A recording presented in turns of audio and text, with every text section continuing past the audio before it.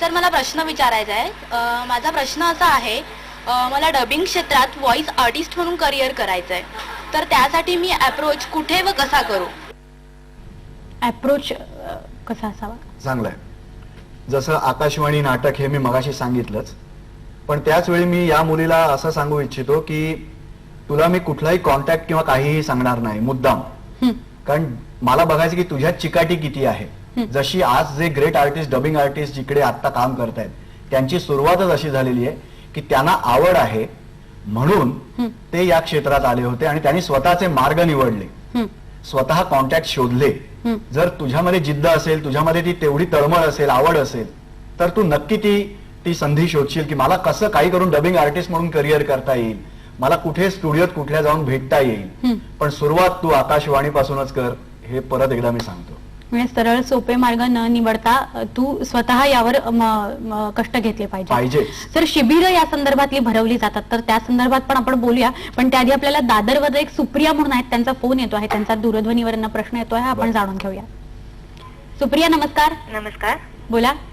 मला असं वाटतं की करिअर म्हणून या क्षेत्राकडे पाहिलं नाही तरी पर्सनॅलिटी डेव्हलपमेंटसाठीही डबिंगचा उपयोग होऊ शकतो. मग लहान मुलांसाठी अशा प्रोजेक्टसाठी डिमांड सप्लाय रेशो, ज्याला आपण गरज आणि उपलब्धता म्हणू, असा काय आहे या संधींचा? खूप चांगला प्रश्न आहे. खरं तर खरंच चांगला आहे प्रश्न. या क्षेत्रामध्ये ना तुला सांगतो, आजकाल कार्टूनशी चॅनल्स म्हण किंवा जाहिराती म्हण या एवढ्या वाढल्यात की लहान मुलं खूप लागतात.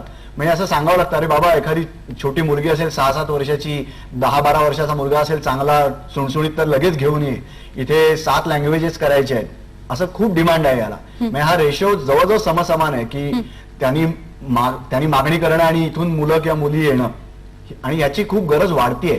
तर त्यामुळे तुम्ही याच्यावर निश्चिंत राहा की तुमच्यात जर गुण असतील या लहान मुलांमध्ये किंवा मुलींमध्ये, तर त्याची खूप तुम्ही डेव्हलपमेंट करा. फक्त मार्ग तुम्हाला स्वतः शोधायचा आहे. सर, शिबिरांविषयी आपण बोलणार होतो की शिबिरं जी भरवली जातात, तर याविषयी तुमचं मत काय आहे? म्हणजे व्हॉइस मॉड्युलेशनच्या संदर्भात शिबिरं असतात, डबिंग शिकवलं जाईल अशी शिबिरं असतात. तर मला एवढंच म्हणायचं की तुम्ही शिबिरांना जा, फक्त तिथे कोण मार्गदर्शन करताय, त्यांचा स्वतःचा अनुभव काय या बाबतीत ते आधी पडताळून पहा. आणि मुख्य म्हणजे तुम्हाला ते प्रॅक्टिकल नॉलेज देणार आहेत का? एखाद्या स्टुडिओत जाऊन तुमच्या कानांना हेडफोन लावून एखादा एपिसोड तुमच्याकडून डब करून घेणार आहेत का? कारण शेवटी ना, तसं आपण म्हणतो बाप दाखव नाही तर श्राद्ध कर, ही जी म्हण आहे, तसंच डबिंगच्या बाबतीत आहे. तू जा स्टुडिओ, तिथे त्याला डब कर, तुझं जर पटलं तर तुझ्या उदो होतो, नाहीतर तुला सांगण्यात येतं थँक्यू, परत काय तुला बोलावलं जात नाही.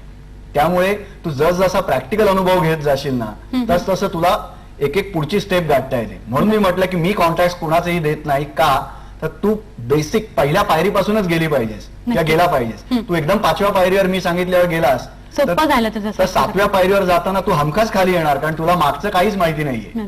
त्यामुळे तूच तुझी प्रगती केली पाहिजे. आपल्याला